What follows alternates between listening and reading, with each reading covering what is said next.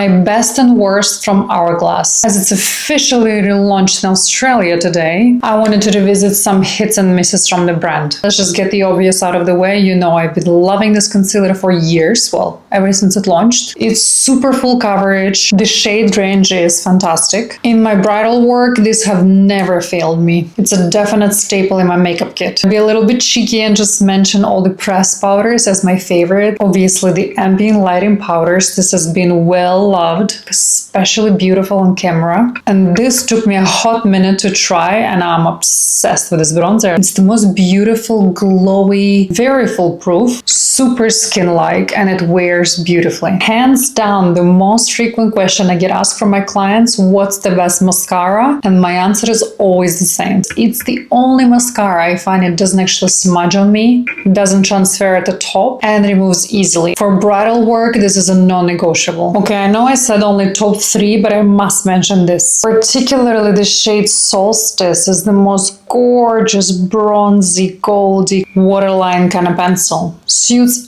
everyone. I absolutely love this. Okay, moving on to some worst in my opinion. Airbrush pressed powder. I had really high hopes for this. It looks a little bit too cakey for my liking and just doesn't give me that promised airbrush finish. Overall, it's not the worst, but there are definitely better alternatives. Next to products I actually don't have in my hands anymore, it's the loose powder. Since I work in hot climates mostly, it's a little too dewy and it just doesn't really hold makeup as much as I would like it to. And lastly, the Veil primer. Kind of left a little bit of a white residue on top of the skin, and I can't say I've noticed a lot of difference with or without it. And in my line of work, I just can't compromise. So unfortunately, we had to part ways.